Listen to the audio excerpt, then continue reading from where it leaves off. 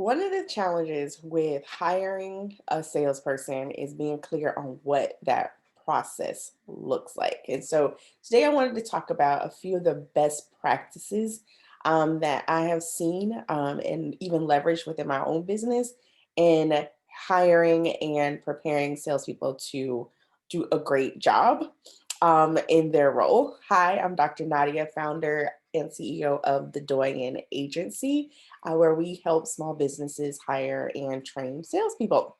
So, one of the biggest things that I have seen that really prevents people from hiring someone that is a great fit is lack of clarity. So, key number one, be clear.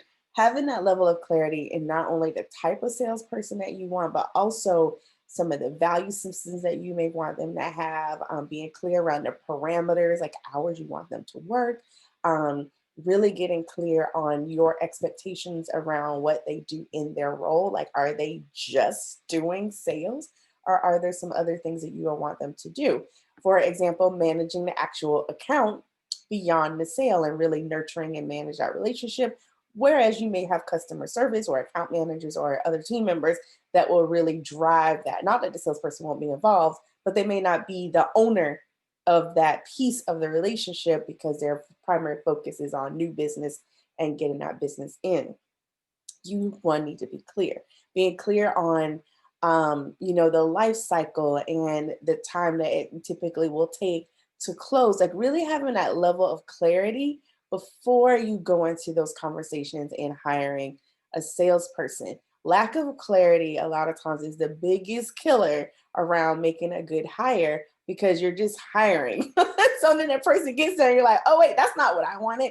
But had you been more clear in the beginning, you wouldn't have had to go through that disappointment on both ends, in both regards, the salesperson and yourself, after making that hire. So just being taking the time to get really clear on those key points is really going to help you to have a much smoother process, but also it increases your chances of being pleased with who you hire and what that looks like once they're on board.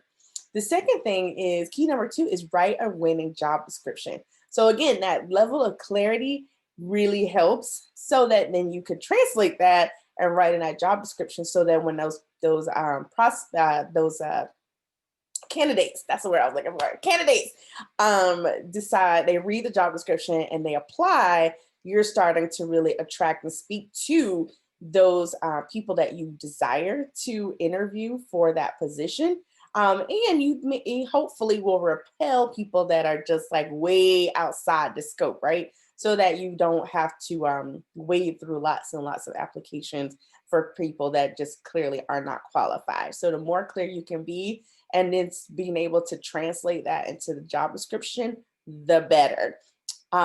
And then key number three is have a solid interview process. So know what questions you're going to ask, what type of behavioral questions or situational questions that you may want to have.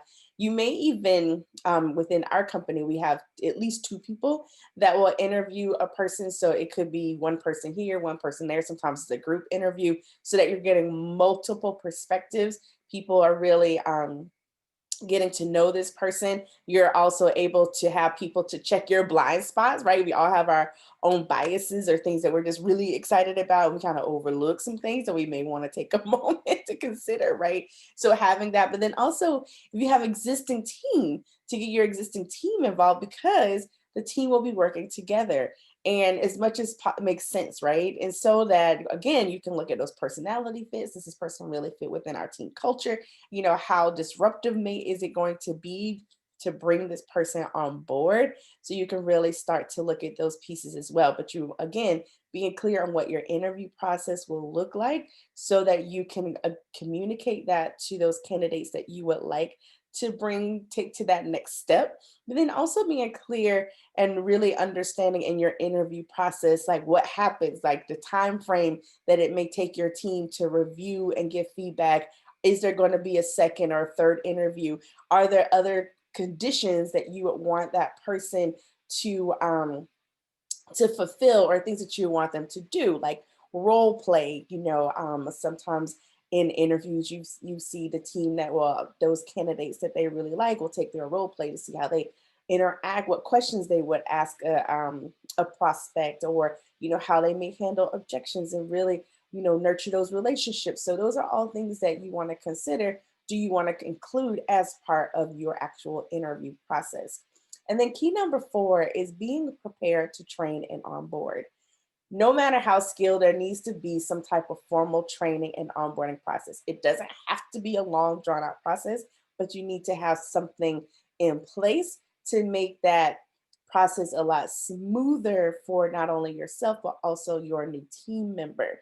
You don't necessarily have to have it all mapped out, right? But you do, or all in place. You can build a plane as you fly it, but it does help to have a sketch or outline of what you want to take that person through and how you want to really get them up to speed so that they can, get to work quickly. But then again, you can also really help to level set and set expectations for not only them but also for yourself, so you can be clear around your expectations around results, and when you expect to actually see them generating revenue and going out and meeting with clients or starting to nurture relationships or whatever that process look like.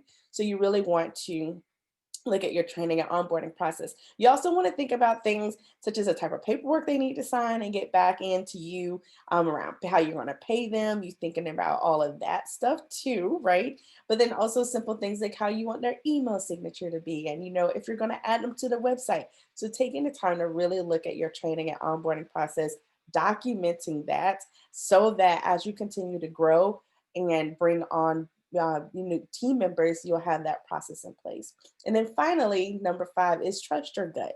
As you're going through this process, as you're talking to different people, as you're looking at the onboarding process, as you're bringing people on or deciding not to bring people on, you really want to take a minute to take a step back and trust your gut. So any of those things that are in the back of your head, just kind of like, something doesn't quite feel right, or you're really excited, like, oh my gosh, this is a great person. Take a moment to really trust your gut as you're going through this process.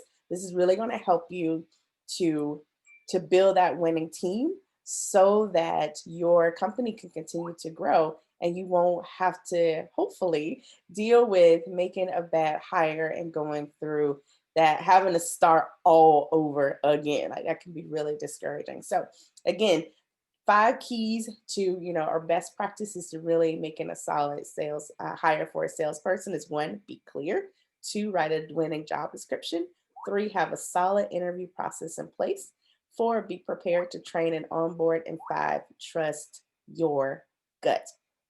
So look at the information below to get more resources as you're working to hire or considering hiring and growing your sales team.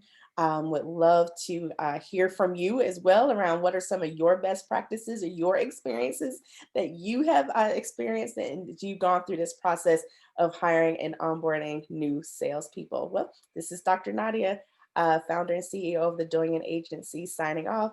Talk to you soon. Bye bye.